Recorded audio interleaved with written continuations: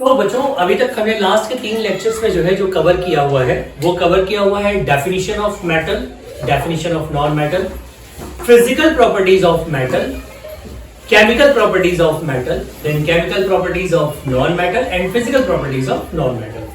अब बारी आती है ना कि अगर हम मेटल और नॉन मेटल को कंबाइन करें, ये दोनों एक दूसरे के साथ कैसे रिएक्ट करेंगे, अब ये समझने की बारी आती है। तो थोड़ा सा हम पहले इस चीज को समझते हैं कि ये रिएक्ट करेंगे ही क्यों।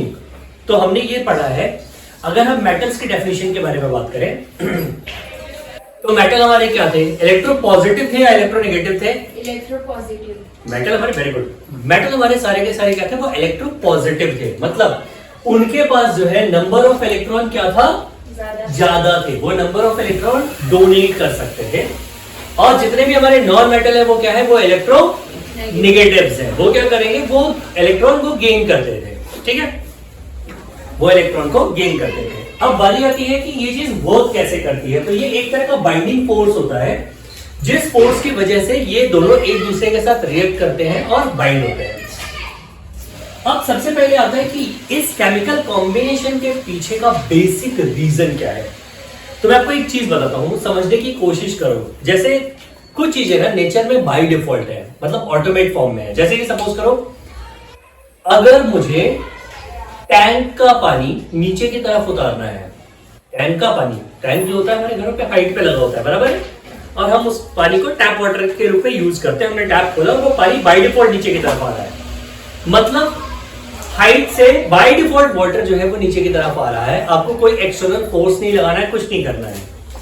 ये वाटर की टेंडेंसी है। क्या है ये वाटर की टेंडेंसी है। कोई गर्म चीज है, कोई गर्म चीज है, तो हमने क्या किया, कोयले का टुकड़ा सपोज करो, अगर आपने उसको भट्टी में से निकाल करके बाहर रख दिया, भट्टी पता है, हाँ। ओवन में से, तंदूर में से, जिन्हें रोटी वोटी खाने का शौक है, अगर आपने उसको तंदूर में से निकाल करके बाहर रख दिया या भट्टी में से निकाल करके बाहर रख दिया, तो क्या होगा, वो थोड़ी देर में अपने आप ठंडा हो जाएगा।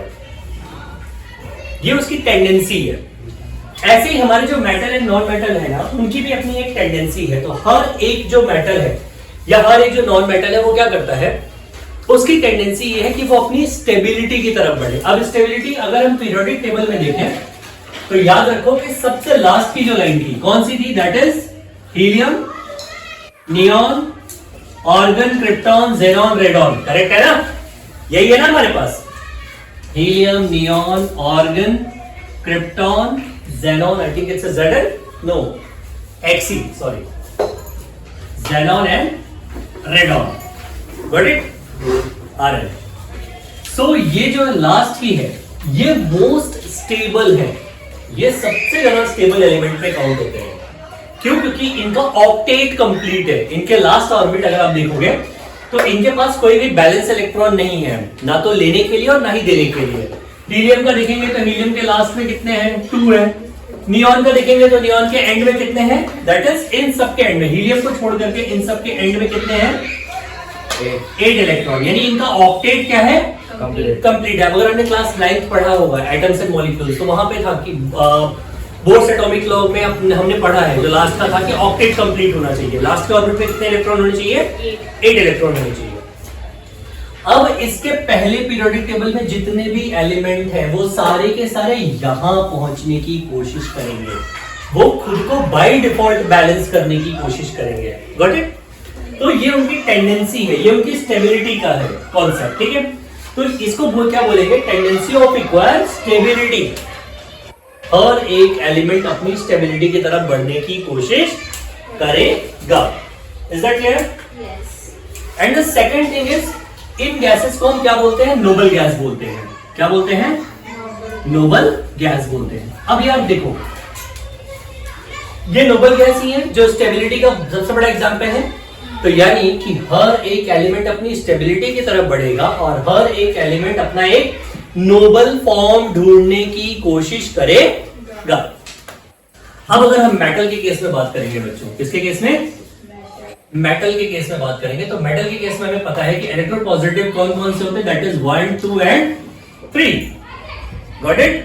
तो इनकी बैलेंसी कितनी हो जाएगी, 1, 2 या 3 हो जाएगी। और नॉन मेटल के केस में जो है आउटर ऑर्बिट में कितने इलेक्ट्रॉन होते हैं, दैट इज 4, 5 6 7।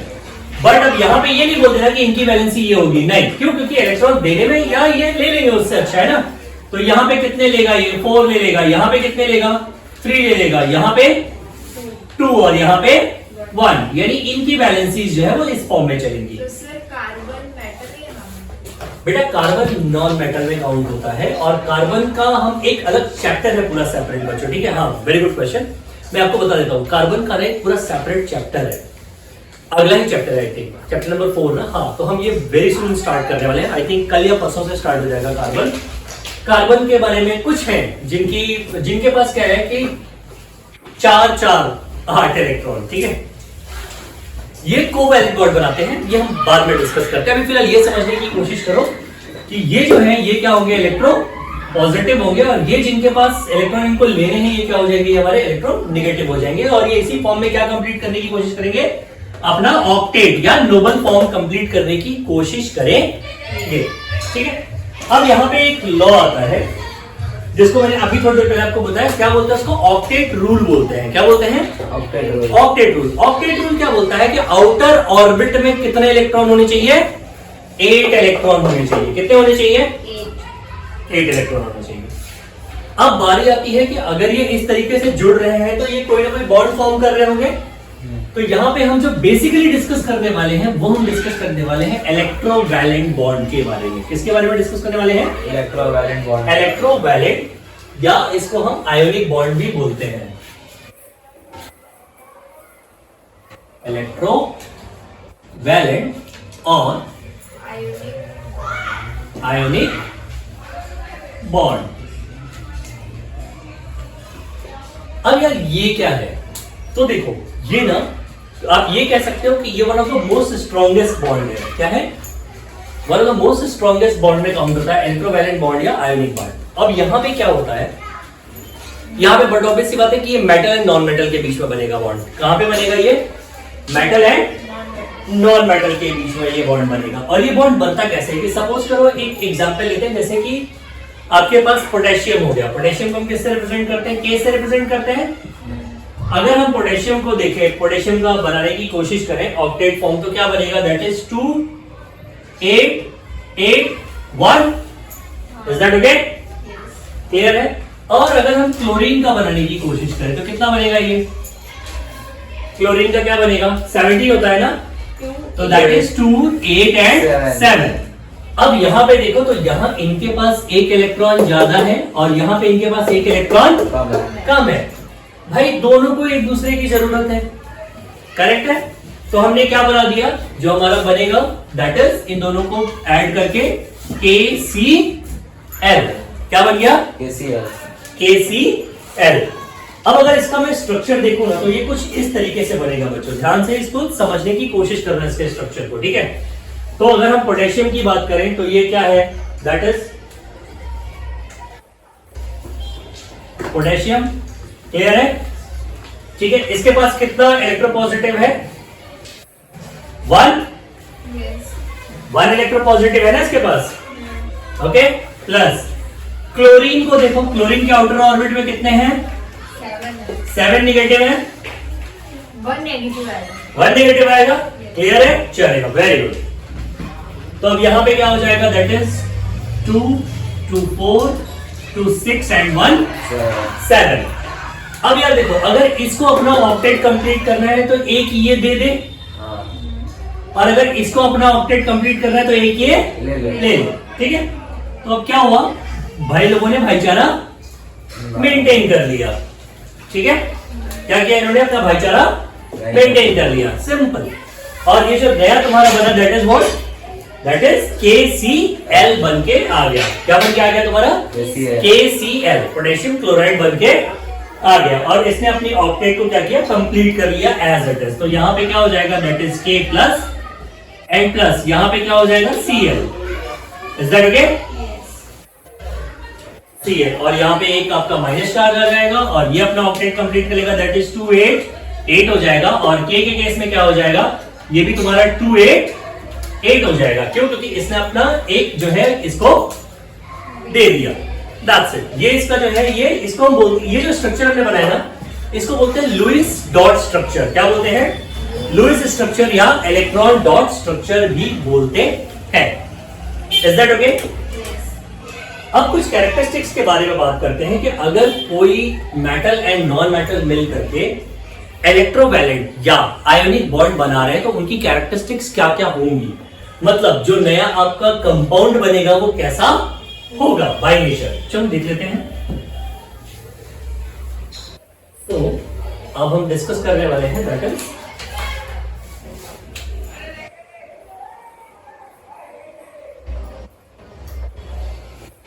characteristics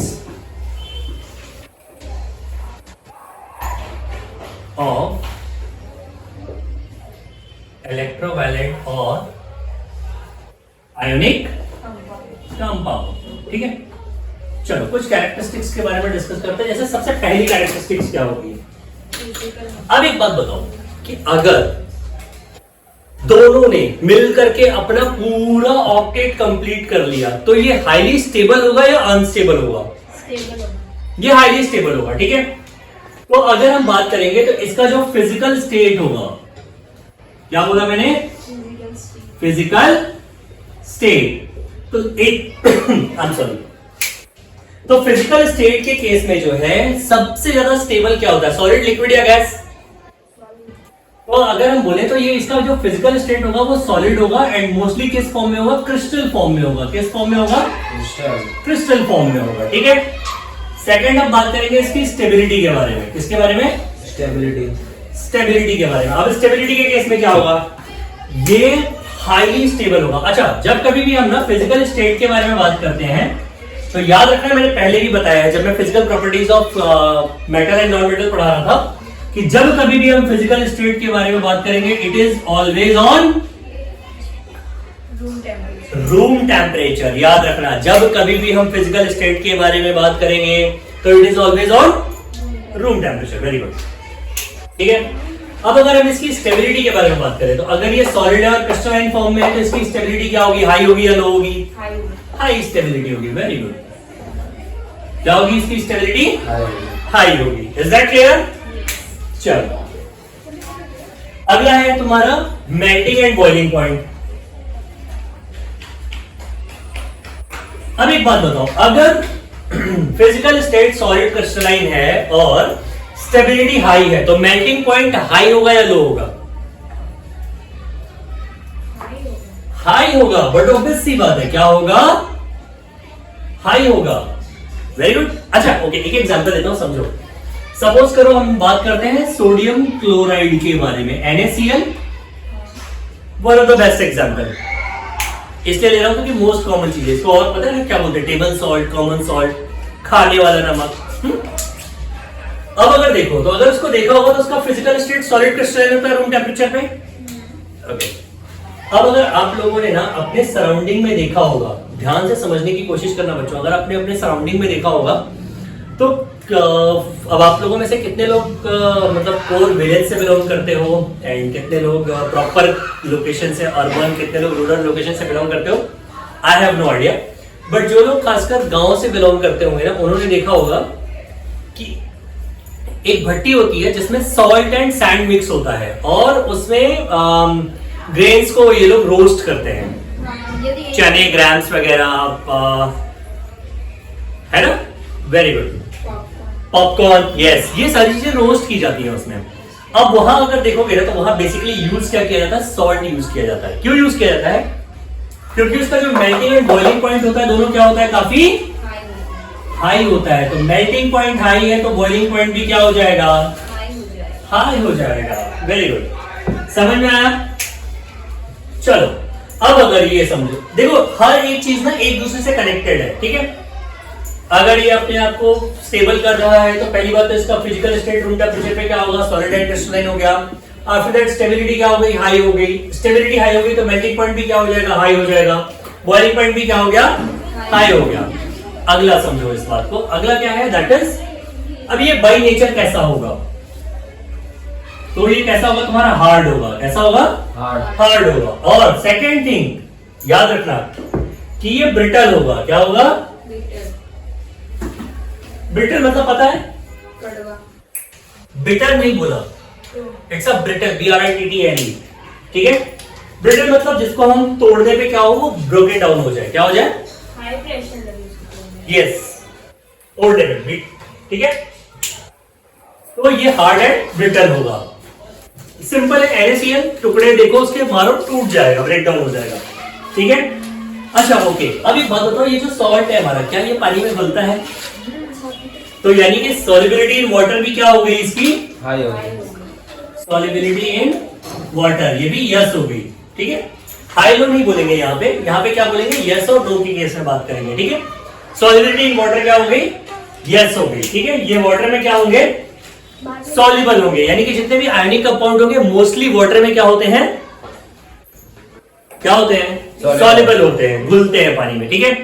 अब ये समझने की कोशिश करो कि जितने भी इलेक्ट्रोवैलेंट कंपाउंड है या आयनिक कंपाउंड है, उनका फिजिकल स्टेट क्या होता है, सॉलिड एंड क्रिस्टलाइन होता है, उनकी स्टेबिलिटी क्या होगी, हाई होगी, मैलिबिलिटी मेल्टिंग पॉइंट क्या होगा, हाई होगा, बॉइलिंग पॉइंट भी क्या होगा, हाई होगा, उनका जो नेचर होगा वो कैसा होगा, हार्ड एंड ब्रिटल होगा नेचर में, और वो जो है मोस्टली क्या होंगे, वाटर में सॉल्युबल होंगे। Is that okay? चलो और आगे बढ़ते हैं।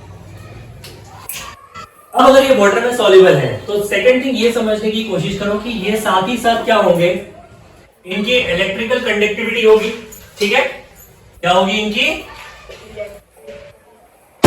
इलेक्ट्रिकल कंडक्टिविटी होगी, ठीक है। मतलब कि अगर इनको मैं वाटर में घोल दूं, या सिंपल सी बात है कि ये अपने अंदर से इलेक्ट्रिसिटी को क्या करेंगे, पास होने देंगे, क्या करेंगे, पास होने देंगे, ठीक है। और द लास्ट वन इज कि ये सारे आयोनिक रिएक्शन में क्या करेंगे, परफॉर्म करेंगे या रिस्पॉन्स करेंगे। क्या होगा, सारे के सारे आयोनिक रिएक्शंस में ये या तो परफॉर्म करेंगे या रिस्पॉन्स करेंगे, ठीक है। ये इनका बेसिक जो है फिजिकल नेचर हो गया, किसका, आयोनिक कंपाउंड या इलेक्ट्रोवैलेंट कंपाउंड्स का। इज दैट क्लियर बच्चों?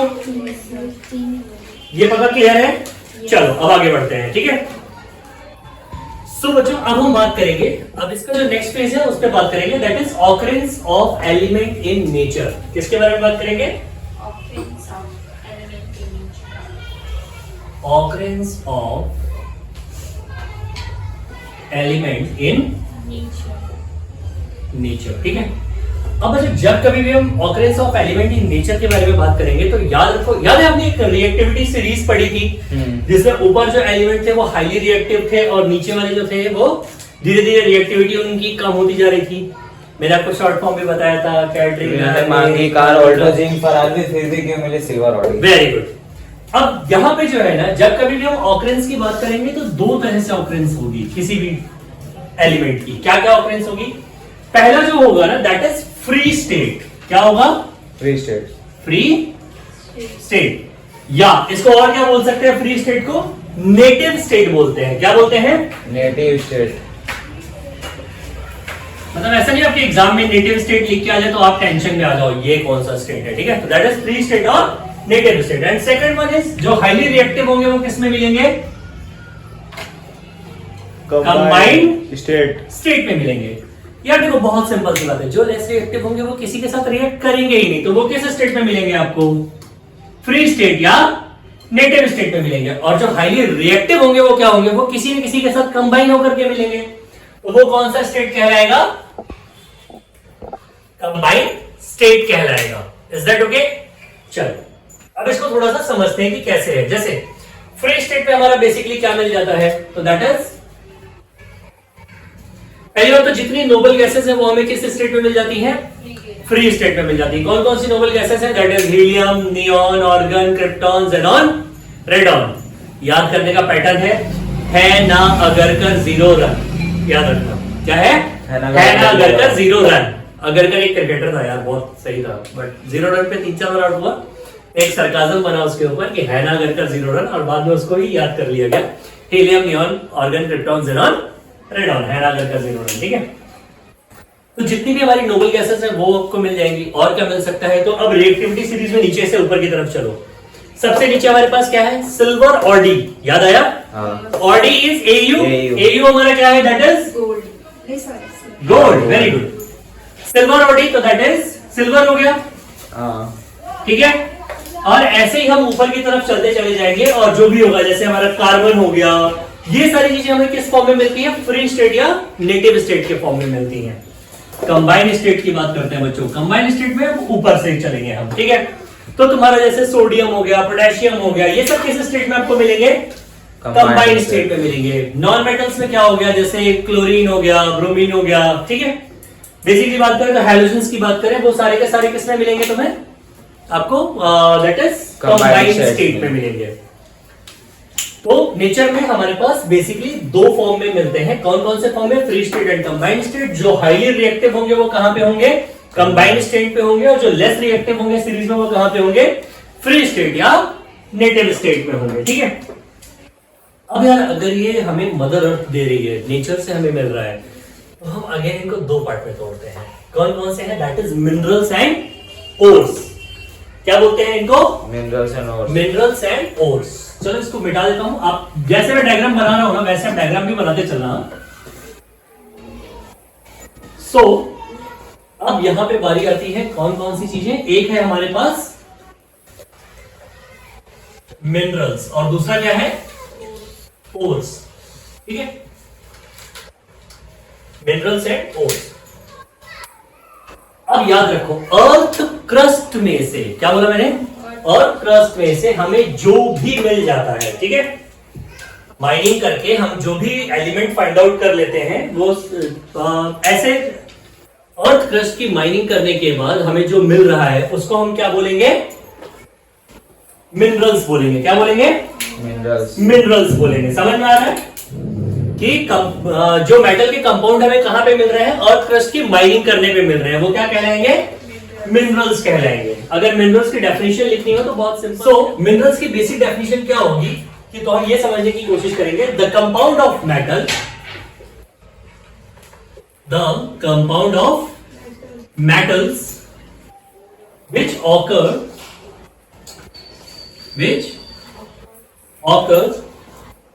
in the earth crust. क्या बोला मैंने? In the earth crust. In the earth crust. अब earth crust से हमने इसको कैसे निकाला है? And are obtained by mining. क्या बोला मैंने? And are obtained by mining. Obtained by mining. Mining and are obtained by mining are called minerals. ये क्या कहलाते हैं? मिनरल्स कहलाते हैं। मतलब ऐसे मेटल कंपाउंड जो हमें अर्थ से माइनिंग करके मिलते हैं, वो क्या कहलाएंगे? मिनरल्स कहलाएंगे। अब ओर्स क्या होते हैं फिर?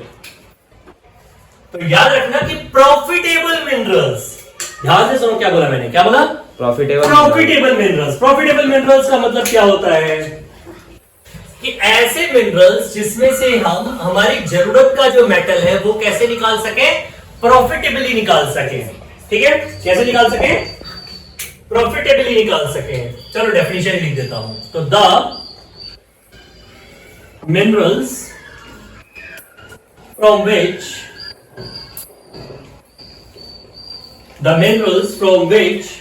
a metal can be extracted.